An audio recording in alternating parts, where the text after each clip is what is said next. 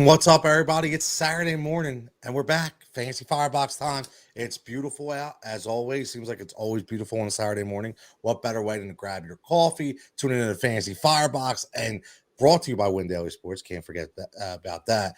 And talk about some DFS values for Sunday.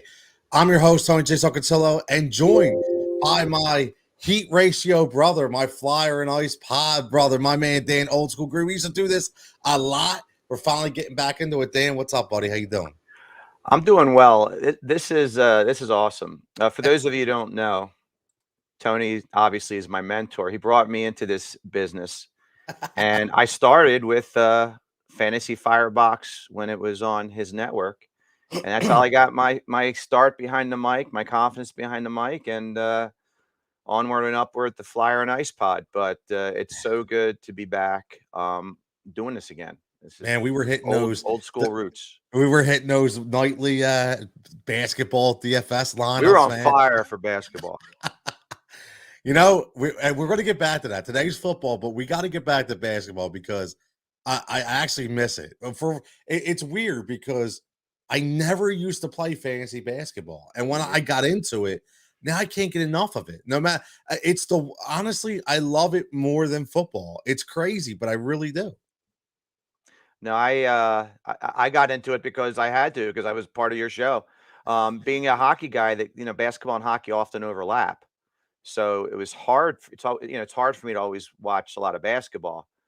But yeah, basketball, if you do your homework, you can be successful at it. And I enjoyed it. It's like I like the research, the digging, the turning over the leaf and finding that great player that no one's thinking about.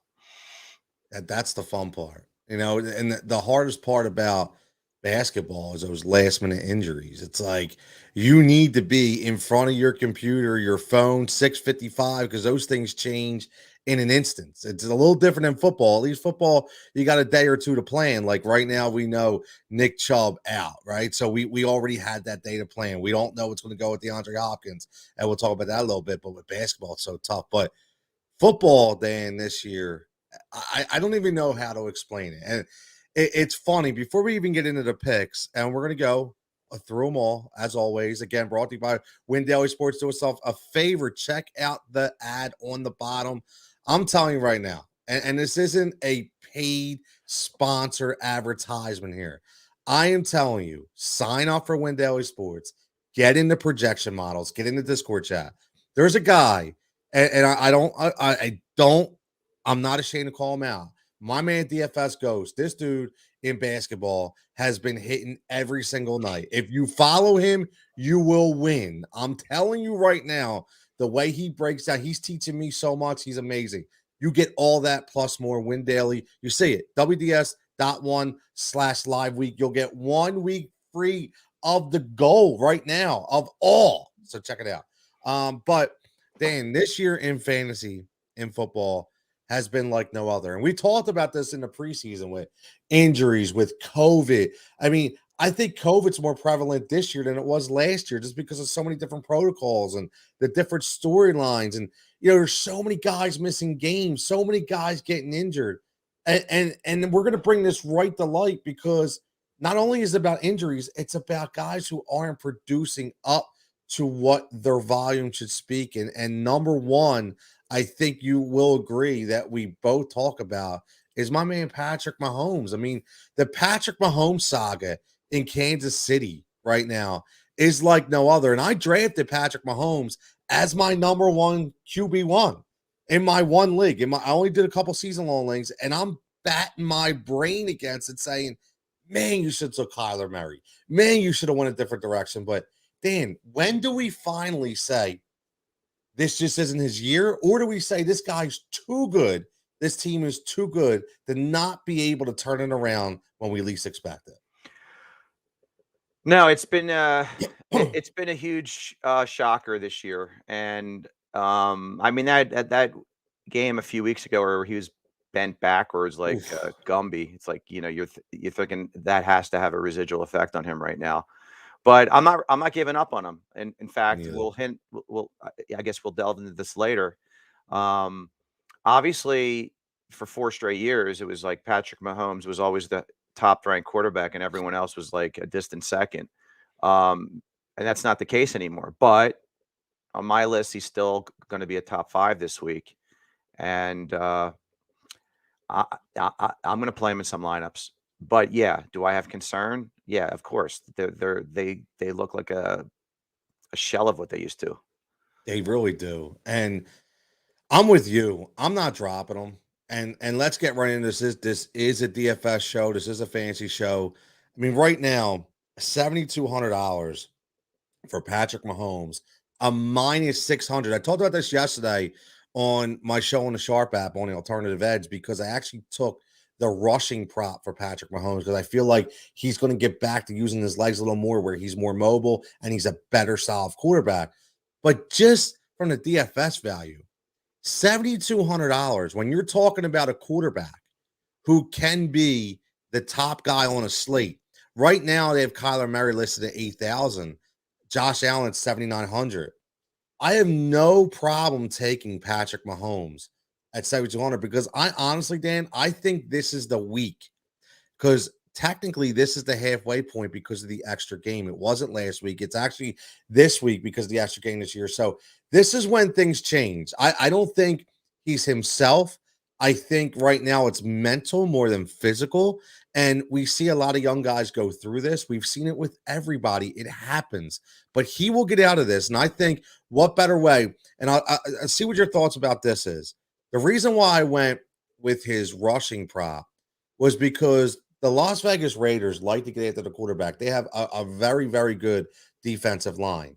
And I just feel that the only way that Patrick Mahomes is going to get back to himself is if he starts using his legs. And what better game than this game to force him to use his legs because they are going to get him out of the pocket a lot. He is going to face tight coverage, and it's going to be on his legs to get his arm back in sync. So for me, Dan, 7,200, I think he's a top 3 quarterback play this week. I don't know about you, but he's a top 3 to me. I saw the same thing you did, 7,200. Now, the Raiders have a, quote, decent pass defense, but the Raiders just aren't a good team right now. And if you look at the whole roster for the Chiefs, you could get potential studs at bargains everywhere. So I agree with you. I think if this isn't the breakout game, then maybe the cut bait mentality might have to start taking shape. But I agree 1,000% with you. I am going to put a couple Chief lineups together. A couple, and just so everybody knows, when Dan says a couple Chiefs lineups, he's gonna send me like 15 lineups on Sunday. This is what he said. Nut, man, he's crazy. But again, when you're playing DFS, you can't just put one lineup in. You got to put multiple lines. That's how you win. That's how you get the experience. And that's another thing. Listen, I'm not going to tell you that I am like, I'm going to say it again, like DFS Ghost. My man, Nicky, he is unbelievable, right? He's been doing it for years. But if you want to get up to that kind of platform, you have to put multiple lines. So you have to learn the trends and the analytics. So Adam checking in. Good morning, Tony, Dan, and man. Adam, as always, avid follower. Adam is the man. Adam's is the best, isn't he? He is, man. My man's always here. I love it, 100%. But Dan, let's get into another quarterback. And the other guy's another young guy. He's a lot. You know, it's funny. When I did the alternative edge yesterday, I had a lot of quarterback props because they were just talking to me. I don't know. And Justin Herbert, again, 7,300 against Minnesota. And I know Minnesota's defense has been better than it was last year. I get that. But what better way for Herbert to get on track than to go against that putrid Philadelphia Eagles defense last week? An 84% completion percentage. He was 32 of 38 last week. One thing everybody has to understand about Justin Herbert, this kid's special. And he's been playing injured for the last 3 or 4 weeks. He injured his thumb against Cleveland. He has not been the same guy. He's slowly getting back. Mike Williams is dealing with a knee injury, not that deep threat. That's why you see the numbers have been coming down. So he's been trying to do as much as he can based on health and based on the health of his team.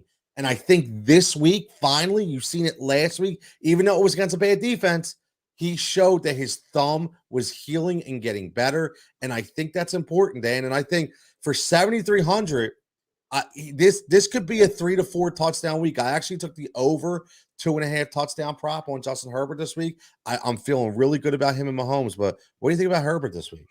No, certain quarterbacks belie the defense that they're playing against, where you're like, I don't care. And I agree with your points. First of all, the Eagles are any quarterback's medicine. Yeah.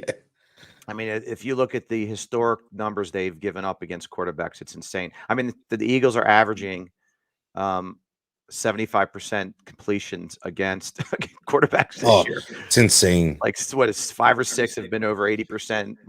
Derek Carr was over 90%. Herbert was in the mid 80s.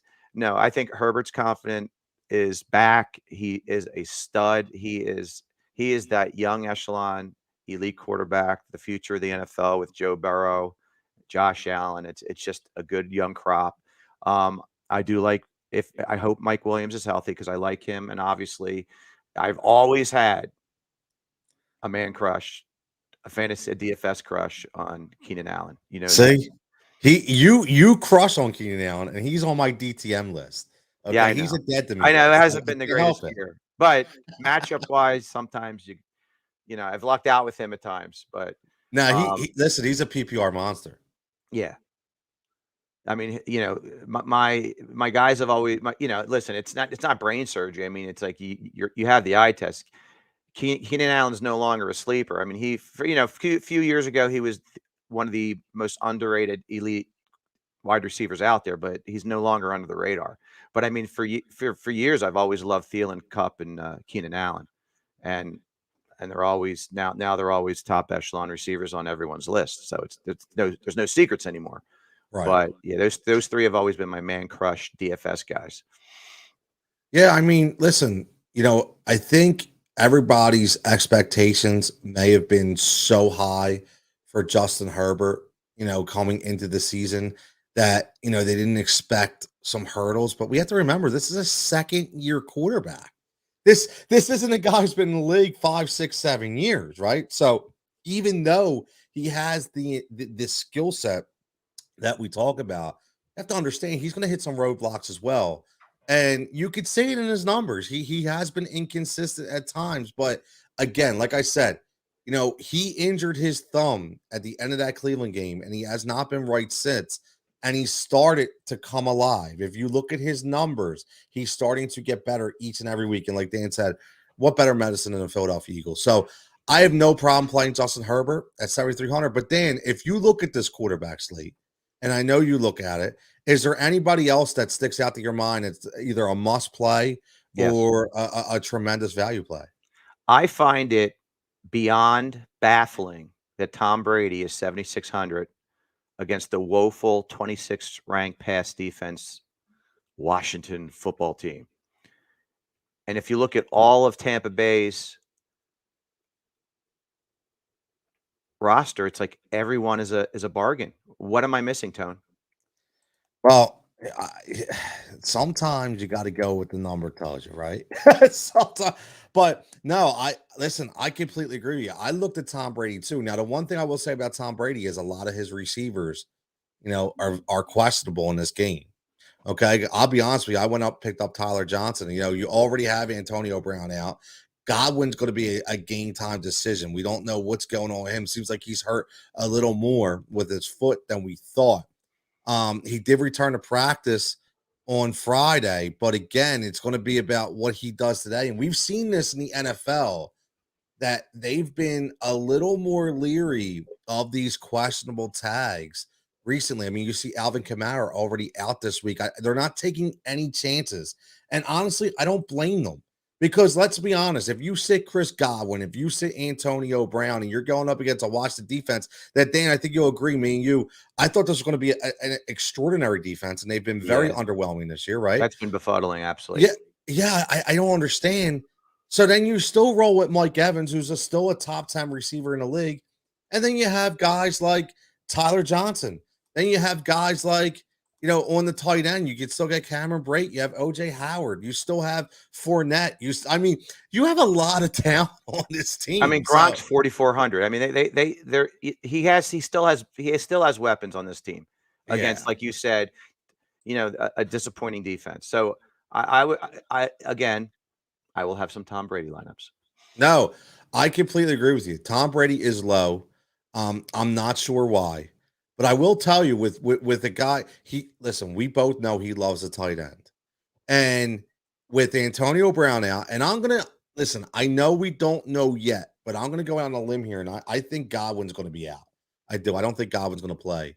I would rule and Gronk has already been ruled out. So He has. Okay. right, Okay. yeah. So I would look at a guy like Cameron Brate at 2,700. If you're looking at that tight end, Absolutely. you're building that model and you want all these high numbered quarterbacks and running backs and receivers. Cameron Brate and even OJ Howard, both at 2,700. I think this is a great value play for them, Dan. I really do. No, that I apologize for not doing my homework and realizing Gronk was out. That is, now that you told me the Gronk's out, that's spot on. Tony's right. If you want to build in other areas, you can't go wrong with a $2,700 tight end. That is going to be pretty much the only tight end available. And Howard and Brate get even snaps. So, it's Howard. I have been shocked it hasn't really taken that next level. But Cameron Brate always has that game out of the blue where he gets 7-8 targets. Yep. So yeah, he's he's like Dawson Knox from Buffalo. Yeah. Like all of a sudden out of the blue, right? You just never know. You never know. But let's talk two more quarterbacks before we move on. And another guy who it boggles my mind that 6,000 and Matt Ryan. And Matty Ice this year, I got to give it to him. He's been cool as a cucumber this year with everything that he's faced, all the adversity that he's had. And what I mean by that, you lose your top receiver in Julio Jones, right? They just come to you and say, "Hey, by the way, after 10 plus years, I know you're our franchise, but we're letting your top guy go. See you. He's gone." Okay. So what's Matty do? He says, "All right, we draft Kyle Pitts. I'm going to turn Kyle Pitts into a guy. I got Calvin Ridley. Oh, by the way, Calvin Ridley dealing with real mental health issues." Yes. You hear that, Ben Simmons? Real mental health issues. And he's not playing right now. And Dan, all he's been doing in Matt Ryan, very, very consistent. If you go back to week 4, week 5, week 7, week 9, 1 out of the last 5 weeks, he's been under 25. I mean, listen, he's been consistent and he's starting. This is a new offense. That's what people have to understand. New offense under Arthur Smith.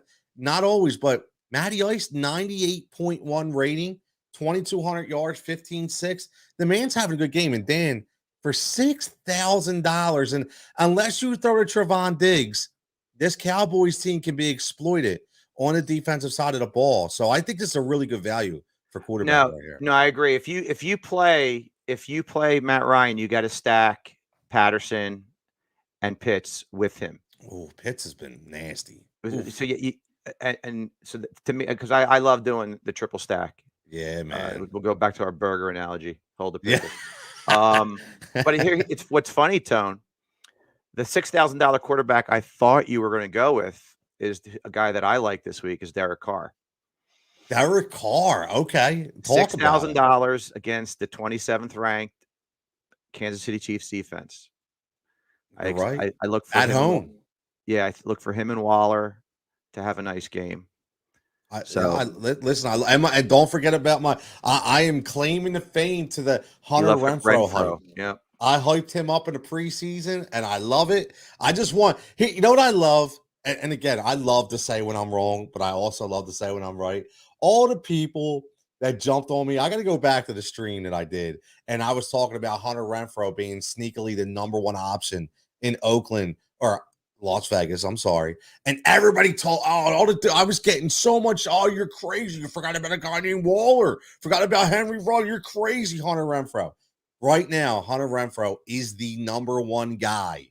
Okay, not Darren Waller. Darren Waller is a tight end. I'm talking about receiver. The number 1 receiving option is Hunter Renfrow. So that's a really good play. I like that because so you stack him with Jacobs and/or Waller or Renfrow, or if you want to not go Waller, who I think Waller's going to have a nice week, but he's always expensive. You could really build around the stack. You play. Waller's actually not expensive at 6,300. I mean, there's weeks he's been 8,000.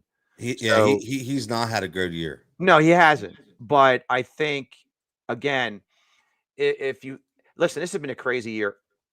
Outright, every category of football, fantasy, just I mean, my suicide pool got blown up, and I was doing so well. I took Dallas, but everything. Last week was an upside down week, but we were talking about if we look for certain players to come out of their funk, I would think it would be this week for Waller. Maybe a lot of it is the defense he's going up against, and he's going up against the other great tight end in Kelsey, which I think will motivate him to want to perform well. So you could go a Carr, Waller, and/or Renfro, and I would put Josh Jacobs as my running back stack in that group. See, I would do that, except I One or hate the Josh other Jacobs. at receiver. Yeah, I mean, I Kenyon Drake I have this week. Okay. I like Drake. No worries. Like the Drake. Like the Drake. Seinfeld reference, ladies and gentlemen. Yes. You like the Drake? I love the Drake. Love the Drake. The Drake's funny. The Drake's funny. Yeah. But last quarterback, and I think this is, I'm telling you right now, this was my alternative edge prop lock of the week for over 1.5 touchdowns. And this guy, I'm telling you, this is a gold mine this week. I hate to do it against my Eagles, but Carson. Teddy Bridgewater, 5,500. 5,500 against the hapless Philadelphia Eagles. Now, let me just tell you, we've talked about on this show, I know me and John have talked about it. I've talked about it myself. Teddy's very, very consistent from a fantasy perspective. You know what you're going to get with Teddy, except for that one game where he threw 3 picks, which, it happens, even though he still had 26 points that game. But except for that one game, you know what you're going to get. You're going to get about 225 to 250 and 2 touchdowns normally for Teddy Bridgewater. Now, the last couple weeks, based on the gameplay, he only threw a touchdown. They were a little more run heavy, a little more run oriented. But that's because of who they played. They played Washington, they played Dallas, who, listen, their pass defense is absolutely better than the Eagles because anybody's is better than the Eagles. This is a game where they're going to air it out. And then Jerry Jeudy came back last week. Looked really good. Had 6 catches, 9 targets. Looked like he's back. So now you have a full complement of receivers. Now you got Tim Patrick balling out. You got Jerry Jeudy. You got Cortland Sutton. Noah Fant. You got Melvin Gordon, who's found a fountain of youth. As long as they utilize him the right way. You got the rookie Javonte Williams. This is an offense I wouldn't want to play right now at home against a defense who we've already talked about. So, damn, 5,500 for me is an absolute steal for Teddy Bridgewater. Yeah, I guess on the national front, you don't think of him as a steal because we're Philadelphia based and we know how god awful the Eagles defense historically has been this year. But I mean, I agree with you. But if I was to play devil's advocate, he's a check down Charlie quarterback. He's a check down Charlie quarterback. He doesn't. The Eagles have that pathetic 2 deep safety defense. They're afraid of Herbert going over the top. They're afraid of Derek Carr going over the top. I don't think they're going to fear Teddy Bridgewater going over the top. So I don't know how many big explosive plays, but I think you're going to get a lot of dink and dunk damage with maybe Font and the running backs that you referenced. You still could get an explosive play. Don't get me wrong. And Jerry Jeudy is back. For the value, yes, but I personally would lean other directions. So I like some of the other quarterbacks we've discussed, but I can't argue your points. Yeah, and again, this is to me, I'll preface this by saying that when you're building these lineups, if you want to get a la Tom Brady, if you want Josh Allen, and you want to pay that 72, 75, 76, that's fine. I'm just giving you an option that I'm going to do one lineup that's going to $2,000 less. Then now I could beef up that receiver position. I could beef up that running back position. It's all about how you build, right? And I'm telling you right now, Teddy Bridgewater, low ownership. He will have a low ownership value this week. So again, just an option. So there's your quarterbacks. We got Adam checking in with a couple questions. Who should I start between Dalton Schultz for Dallas or Russell Gage for Atlanta? And that's a tough one. It depends. I mean, we're talking about, I like Schultz from, 2 different positions here. I like Schultz from a tight end spot. I really do.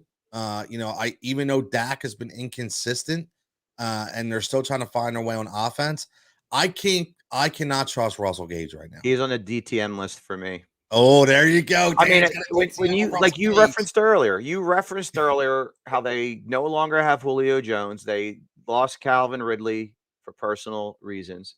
So Russell Gage, boom, step up. No, he hasn't stepped up. I like Dalton Schultz slam dunk on this one.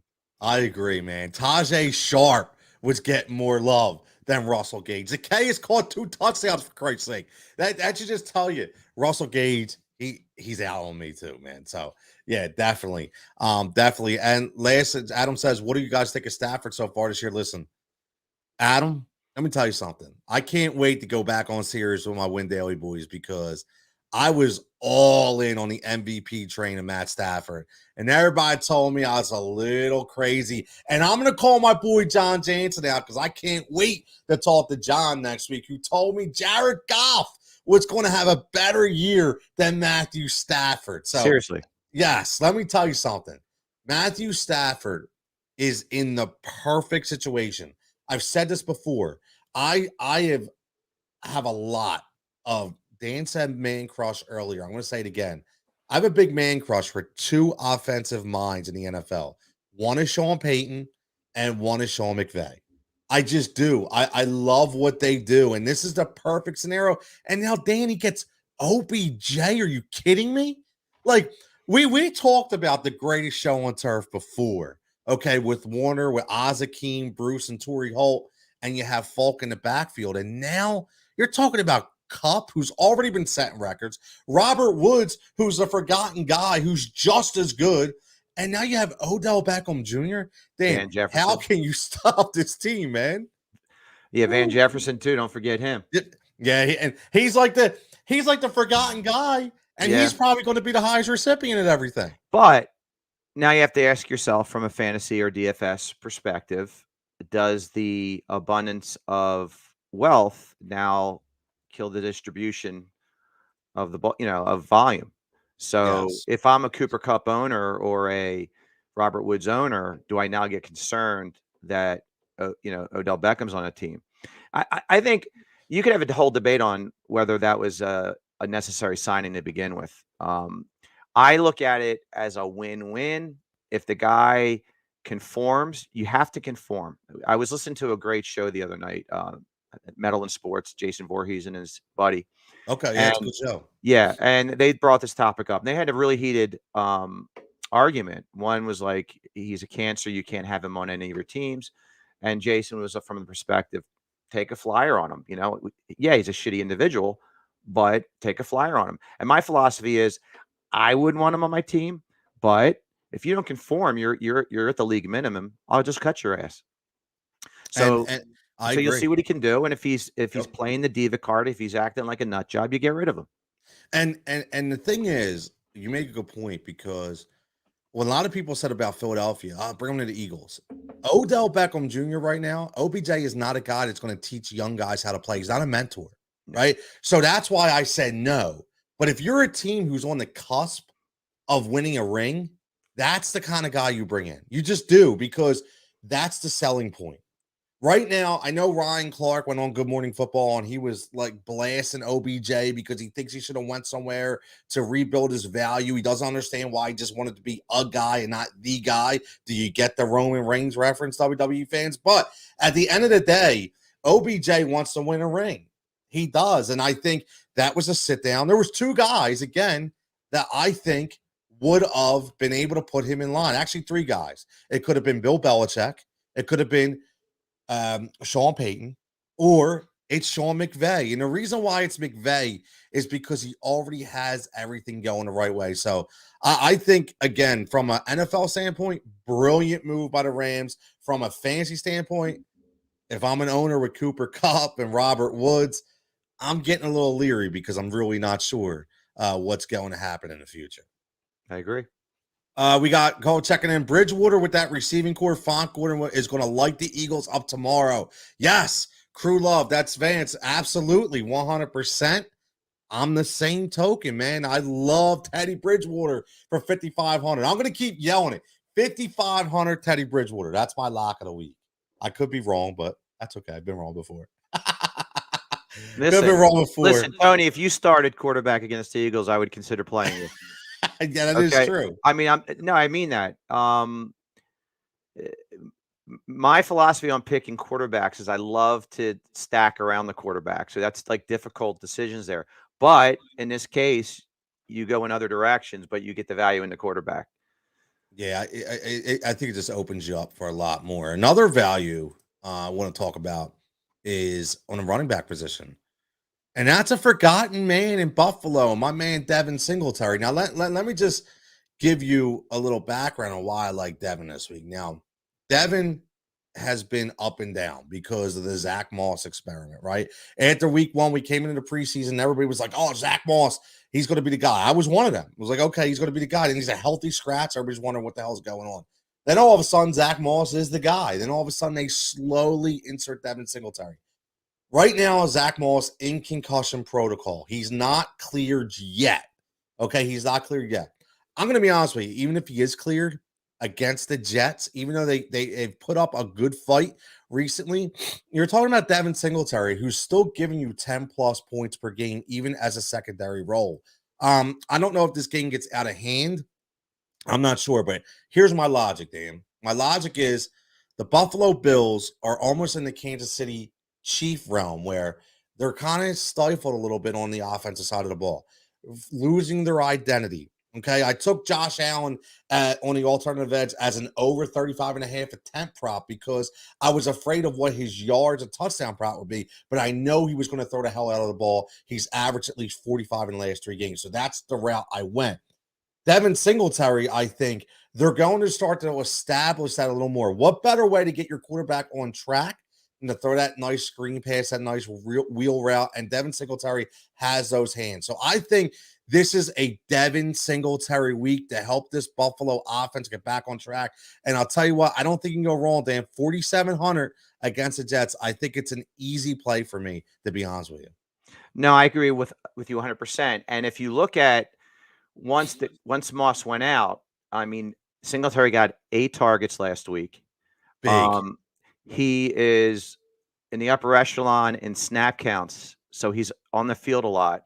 And game script could easily dictate running the ball at a certain point because the game might be out of hand. And even if game script doesn't dictate that, everything you just said, he's a great option out of the backfield, and he's going to be the featured back. I think at 4,700, that is a great mention. Here's the funny part. A lot of people don't realize this, and it's a low number. Devin Singletary leads the team in rushing yards. It's crazy, but he does. So, and what that's showing you at only 355, it's showing you the way they utilize both of these backs. So it's almost like, what the Zeke Elliott, Tony Pollard thing should be in Dallas is kind of like what I think they're trying to emulate here in Buffalo. And again, this is just simply because this offense needs to get back on track. And sometimes you got to go back to your roots. And they were a very good offense. Singletary's a very good pass blocker as well. So there's a lot of things that'll keep Singletary on the field more than Zach Moss right now. So I think that we could actually see the script flip over the last part of the season where Singletary becomes the number 1 back and Zach Moss is relegated to third down and goal line duties, in my opinion. So we'll see what happens. They need a change, and it could be this week. It really could. Another interesting play for the running back position, I think, is Enos Benjamin. And the reason why I like Enos Benjamin this week, we've seen Chase Edmonds high ankle sprain. He's out. Already out. He's going to be gone for a couple weeks. I know that James Conner had a really good week last week. I get it. But they are not going to lean on James Conner because they're not going to change their game script. You have to understand that. Cliff Kingsbury, who I'll tell you what, I have to flip my hat to him. I was completely wrong about Kingsbury. But one thing I will say is Enos Benjamin is going to be a huge recipient of that role because if you look at it, they still use James Conner down the goal line. They still use James Conner on tough yardage situations. It's not going to be the guy out of the backfield. I know he made a couple one-handed grabs last week. He did a lot, but that was when he was pressed into duty. They're still going to preserve him. Dan, Enos Benjamin to me is a nice kind of scat back. And again, we're talking about values here. I'm not saying to build your team around Enos Benjamin, But what I am saying is Enos Benjamin could most likely be one of those low ownership, low value guys that could win you a GPP matchup. Okay. Or, he really could. He could win you a cash game matchup because of what he brings. He came in last week and averaged 4.3 yards per carry. Okay. He can rush the ball and he can catch the ball. So I think he's going to get a bigger role this week, Dan. I really do. No, I mean, once you get a running back injured, anything, it doesn't always go to script. Like we're talking about Singletary and watch Jones get a lot of action. Do you know what I'm saying? You just don't know with how coaches are going to shake things up, right? Tywan Jones all of a sudden is going to be getting more action than we thought. And we're like, oh crap, there goes our Singletary idea. So I think it's a very good mention as well. Now I wanted to know your thoughts, and I don't want to jump the gun, but what are your thoughts on Dearness Johnson this week? Oof. I'll tell you what, man. I was so wrong with Dearness Johnson. I really was. Like a few weeks ago when I was like, yeah, you know what? Okay. Let's see what he does. And that's on me because the first thing I should have thought about was this is a run first oriented offense. And no matter what, Stefanski's going to run the ball. And I don't care who's going to be in the backfield. He's going to run the ball.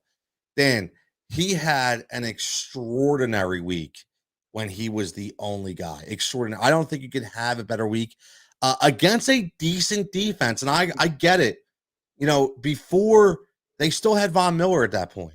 Okay. They still had Bradley Chubb at that point. Now, no more Von Miller in Denver and no more Bradley Chubb. I know they're not facing Denver. Just trying to make a point that he faced a really good defense and they schemed well against him. Now, last week, he still averaged he only 2 yards at 2 yards per carry. But if you look at against Pittsburgh, he averaged 5.5 yards per carry. So it shows that he can run the ball and still got 3 targets for 7 yards. I will say this. This is going to be very intriguing to me because we know when you play the New England Patriots, they always scheme against the opposing team's best player. And right now, with no OBJ, right now with Baker Mayfield, he's not their best player. He's an efficient quarterback. He's not their best player. They're going to scheme against Dearness Johnson. So it's going to be interesting to see. But for 4,700, Dan, I think I'd have to take a flyer on him only because, I always look at who's above and who's below. Okay. And I look at that number. You see a Mike Davis below at 4,600. You see Devin Singletary at 4,700. Now, if you ask me, would I start Singletary Johnson? I'd probably lean towards Singletary. I know it's crazy, but I really would. I have to wait to see what Johnson does against a defense that's up and coming and against a Hall of Fame coach that knows how to scheme. Yeah, the reason it intrigued me is just the lack of running backs they have on the roster right now. And right. New England is middle of the pack rush defense. It's not like they're a top 5 rush defense. But you're right. Belichick is as good as any about targeting a guy he wants to shut down. But they still have Landry and Peoples-Jones and solid tight ends. But you're right. Baker's not 100%. And we have always talked about how Baker is probably how do we say this? The fanciest game manager out there, right? Yeah, I like that. They run the ball, but he's got the tools to do it with his arm. Where some of the other game managers out there, it's like run the ball just to hide this quarterback. So I just want to throw that one out there. Just want to throw it out there. No, and he's still hurt, but again, a $4,700 value. It's not terrible at all. It's not terrible at all. So let's swing to the receiver position as we close this out and look at. And I'll be honest with you, Dan, I'll let you lead this off. Cooper Kupp is far exceeding everybody else. 9,500. That is such a huge number to me, and I'll be honest with you, I'll be very weary of that number, especially because we don't know how this is all going to play out, even though Cooper has been the most consistent receiver of all, 100%. 9,500. Now, again, let me preface by saying this is where a guy like a $5,500 Teddy Bridgewater or a $6,000 Matt Ryan comes into play. So if you are sold on Cooper Kupp, you say, I don't care how much he is, I want Cooper Kupp. I'm going to pay off the $9,500. Well, then you look at it and goes, okay, so instead of paying $8,000 for Kyler Murray, I'm going to pay $5,500 for Teddy Bridgewater. Take that $2,500, and if you look at a guy like Justin Jefferson, who is $7,700, instead of Justin Jefferson, I'm going to take the 25 plus the 77, which is 99 minus the 4, and I get Cooper Kupp, and I save $400. Don't ask me how I did that real fast in my head, but I did do it. But anyway, Dan, Cooper Kupp, 9,500. Does that scare you, that number? It does. It does. But the only way I would play him if I did a machination that you just described. I wouldn't do a Cooper Kupp with a Matt Stafford stack because of the price Matt Stafford has. But I would, how do you, we didn't mention this earlier. The Packers are going up against a 21 ranked defense in the Seahawks. How do you not consider stacking Rodgers and Devontae Adams? I agree. I mean, this isn't look at the price. Look at the value on Devontae Adams compared to 7,900. Yeah, it's crazy. It is crazy, and that's what, like, and if you look at, I mean, listen, I get that everybody's gonna look at, well, the last few weeks he's kind of.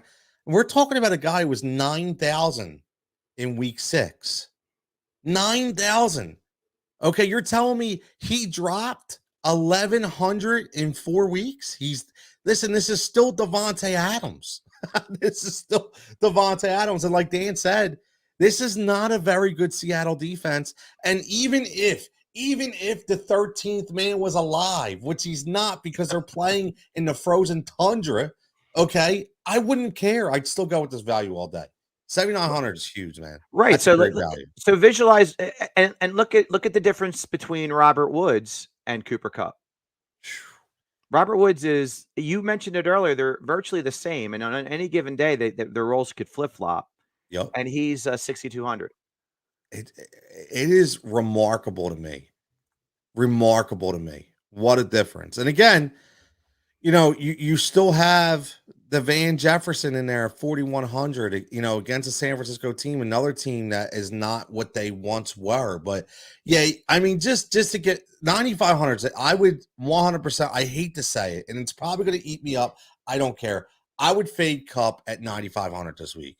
I really would. I just think that number is too big. I'll probably go out and score 3 touchdowns now, whatever. But I could definitely see, and again, if I'm paying 9,500 and Cooper Kupp gives me 20 points, I'm pissed.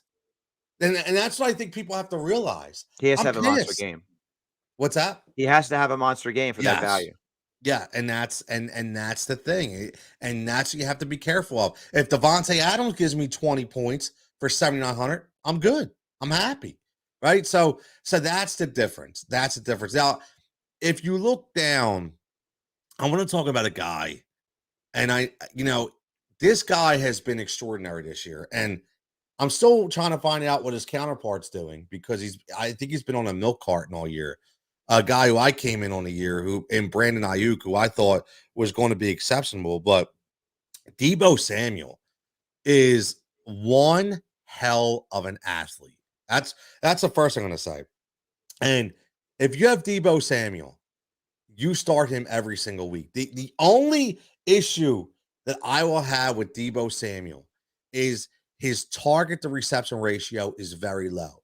We're talking about games where he's had 9 targets and only produced 3 catches, 9 targets and 5, 13 targets and 8, 10 targets and 5.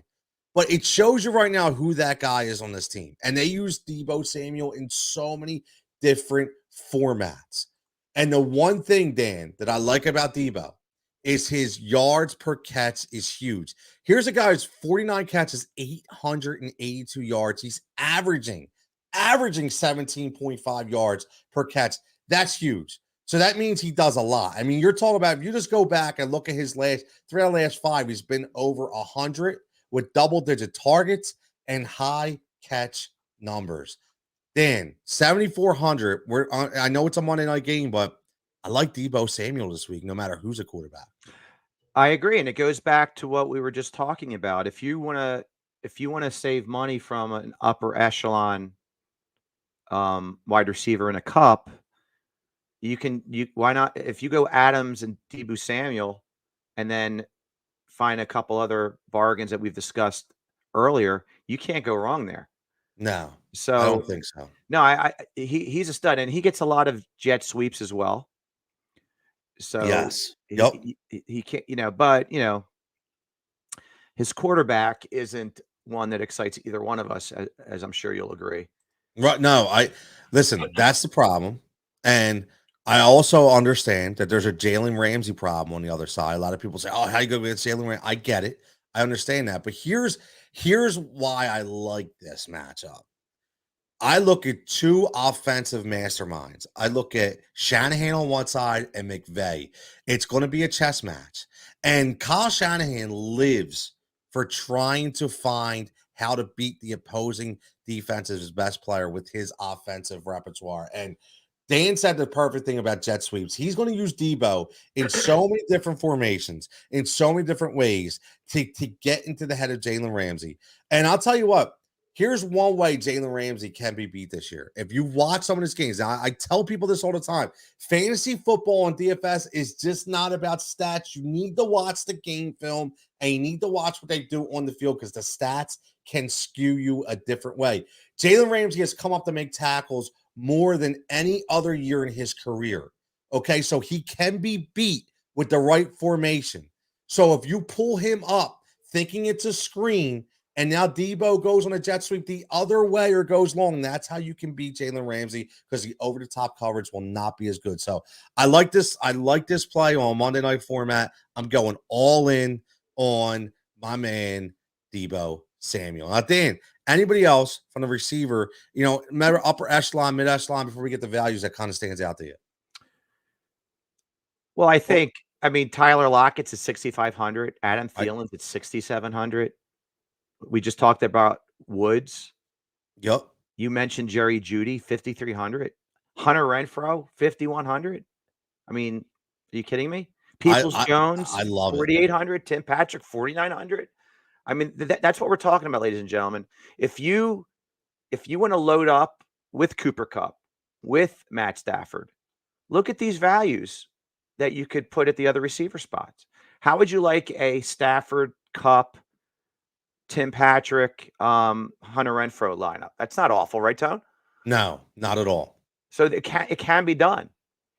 I mean, Not at some of all. these, and real quickly, Tone, past 2 weeks, the milk carton man has 7 and 8 targets. Brandon Ayuk, only one less target than Debo Samuel. So if they scheme heavily against Samuel, maybe Ayuk does have a solid game this week. His targets have gone up the past 2 weeks. No, you're right. You're right. And I'm trying to figure out, was it an attitude issue on the team? Like something had to happen because we watched him last year He and was he was great. exceptional. And they're built the same way. It's crazy. Yes, They're clones of each other. exactly. So and he's such a weapon. He's such a weapon to have. So I'm very curious, but I'm glad you mentioned that because I actually had to start him by accident last week because I had so many injuries and I was like, you know what, I'm just going to throw him in there. And he was productive. So yeah, I was actually very pleasantly surprised with what he's been able to do. Now I go down the list. And you mentioned Hunter Renfrow, which I love me some Hunter Renfrow. He is my guy. I do, but I honestly think I'm going to go back again, this Kansas City Vegas game to me, I feel like it's going to be a shootout. I don't know what it is. I know we haven't seen it from the Chiefs, but I just feel it's in my gut. And I keep looking at McCall Hardman at 3,900. And McCall Hardman has not had a great year. He hasn't. Not what. And again, let me preface by saying the breakout year that we all expected, but he's still been consistently getting looks, right? So when you look at that, okay, and again, I look at target ratio. I do. That's how I do a lot of my formulations. And 35 targets in 5 weeks. That's 7 targets per week. The guy is getting targeted. And they're going to use him, Dan, in so many different aspects. Again, against a defense that likes to rush the passer without a blitz from their defensive ends, from their interior lines, a lot of stunts. And what I like is he's going to be able to be utilized in so many different areas. So for me, if we're talking about value, we talked about Cooper Kupp at 9,500. You can get a guy like McCall Hardman at 3,900. I think that can really pay off dividends for you. No, I completely agree. You have to have the mindset that something has to eventually break with this Kansas City team. And if you're thinking that it's going to be this week, I would ride Hardman for sure. I mean, you get the minor concern is Reed uses a lot of packages. I mean, Demarcus Robinson, but he hasn't been targeted a lot lately. Pringle, but look, if he comes out of his shell this week, Mahomes, that is, he's going to be looking for Hill, Kelsey, and Hardman. So I think at $3,900, it's literally worth the flyer because the guy can fly. Yeah, he can. He really can. I like him a lot. I think, and he's had some issues with drops. I get it, but I think he'll get over the hump. I do like Kansas City this week to get over that hump.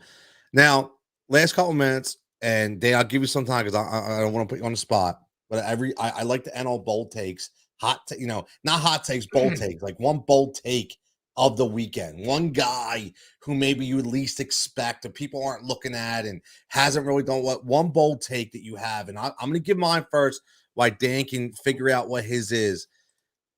It's T.Y. Hilton. Now, T.Y. Hilton has been in concussion protocol. T.Y. Hilton has definitely not been the guy who we expected to be. He's only played 2 games this year. Okay. But since he's been out, my man Carson Wentz has been doing nothing but producing for fantasy owners and for the Indianapolis Colts. So what I look at is this guy coming back at home against a Jacksonville team.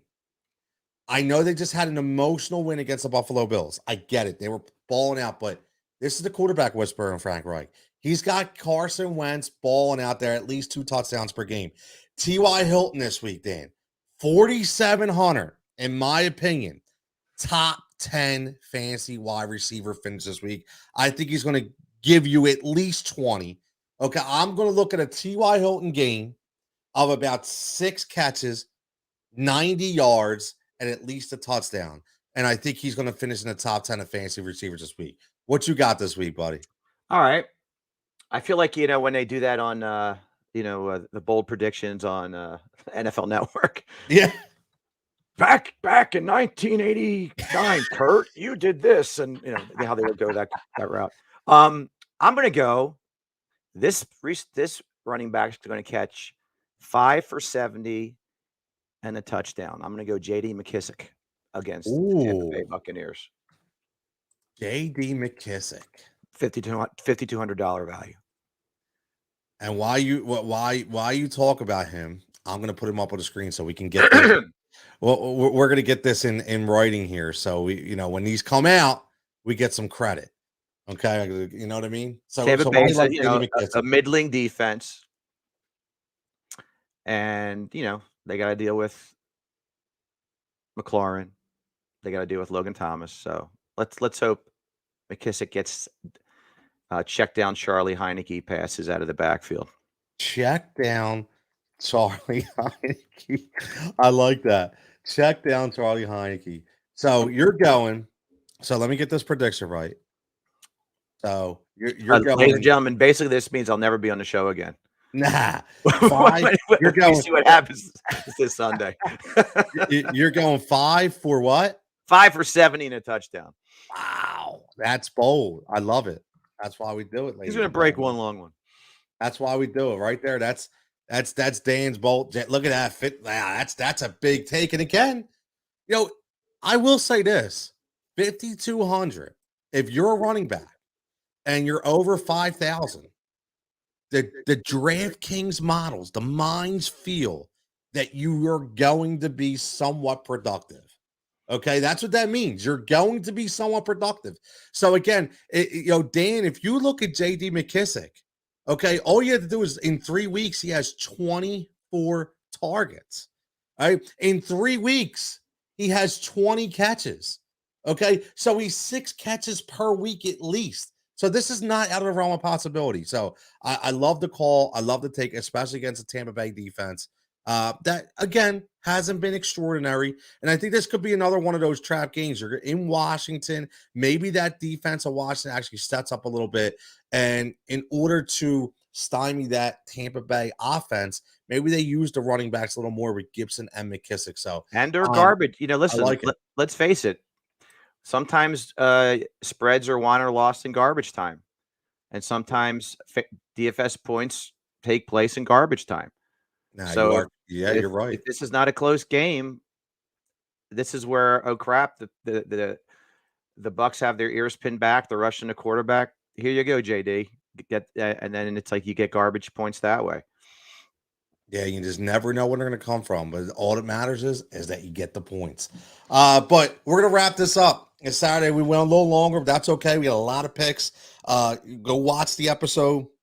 Well, you know, we talked about everything from top to bottom, our values, our top plays, why we thought. So again, as always, everybody, thanks for joining us. It was great to have my man Dan back on the show. Hopefully we can get John back next week. We can have a triple box if everybody's available. Again, it's a Fantasy Firebox brought to you by Win Daily Sports. Go check us out at Win Daily Sports on all social formats. And as always, Heat Racer Sports as well, where this is going to be formatted again. And Dan, Old School Green, Flyer and Ice Pod. If you like hockey, check them out. They are the king when it comes to Flyers content. I like saying that. But as always, check out the bottom of the screen. Sign up for the Win Daily Sports. Check us out Sirius Saturday night, the Win Daily Sports Show on Saturday night, 11 to 1. Jason, see ya. Maybe I'll be making an appearance too. FYI, stay tuned. But as always, everybody have a fantastic weekend. Dan, thanks for joining me. My I pleasure. hope you had a good time. Oh my and God, yes. everybody tuning in, we appreciate the comments and the feedback. Stay safe, stay healthy, and enjoy football on Sunday.